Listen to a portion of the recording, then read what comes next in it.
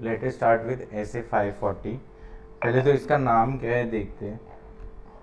Auditing accounting estimate including fair value accounting estimate and related disclosure. क्या क्या क्या? पहला ऑडिट आता है कि अकाउंट्स? अकाउंट्स तो ऑडिट पढ़ रहे ना पहले। तो auditing accounting estimate including fair value accounting estimate and related disclosure. ठीक है, नाम में क्या रखा? अभी इसमें सिंपल, पहला क्या था? अकाउंटिंग एस्टिमेट का एग्जाम्पल, फिर fair value related accounting estimate का एग्जाम्पल, वही दो क्वेश्चन है। तो अकाउंटिंग एस्टिमेट के एग्जाम्पल में क्या आएगा? प्रोविजन फॉर डाउटफुल डेट्स में अपन करते हैं, inventory loss, warranty obligation, depreciation, provision against carrying amount of investment. क्या? Accounting estimate, provision for bad debts, inventory loss, warranty obligation, depreciation, provision against carrying amount of investment. फिर दूसरा क्या है? Fair value accounting estimate क्या आएगा?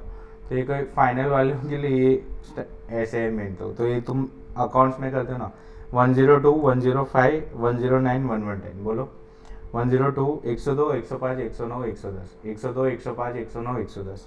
Share based payment, account assets held for disposal, financial instruments and assets acquired in business combination.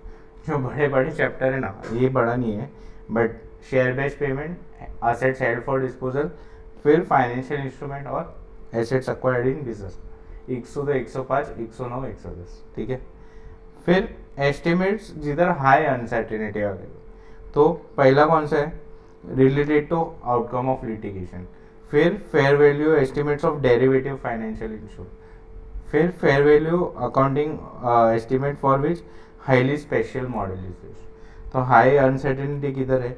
एक तो outcome of litigation, फिर derivative financial instrument, और लास्ट कौन सा? स्पेशल मॉडल अगर कुछ हुआ तो। ये तुमने फाइनेंशियल इंस्ट्रूमेंट क्या रहेगा तो समझेगा। ठीक है, वो ऑप्शन में मत रखना भाई। चलो, तो ये 540। और एक लास्ट क्वेश्चन है, ऑडिट प्रोसीजर। क्या ऑडिट प्रोसीजर? तो पहले क्या करेंगे? ऑब्टेन अंडरस्टैंडिंग, मतलब इधर हाउ मैनेजमेंट हैज आइडेंटिफाइड। दूसरा एस्टिमेशन मेकिंग प्रोसेस, और तीसरा रिव्यू ऑफ आउटकम। क्या क्या क्या? ऑडिट प्रोसीजर क्या करेंगे 540 के लिए? पहले तो अंडरस्टैंडिंग ऑब्टेन करेंगे, मैनेजमेंट से पूछेंगे भाई तूने क्या किया, कैसे किया सर। फिर एस्टिमेशन मेकिंग प्रोसेस और रिव्यू ऑफ आउटकम। ठीक है, तो obtain understanding, estimation making process, review of outcome. अभी एस्टिमेशन मेकिंग प्रोसेस मतलब क्या? उसमें क्या क्या रहेगा?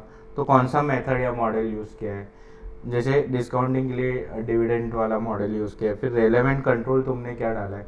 यूज़ ऑफ मैनेजमेंट एक्सपर्ट और एसेट इफेक्ट। क्या? Asset effect, sorry assess effect. ये मेरा ही राइटिंग है, डोंट वरी।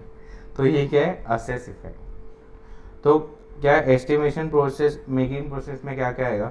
तो मेथड्स या model use, relevant control, use of management expert और असेस इफेक्ट। ठीक है, तो इधर अपना 540 होता है खत्म।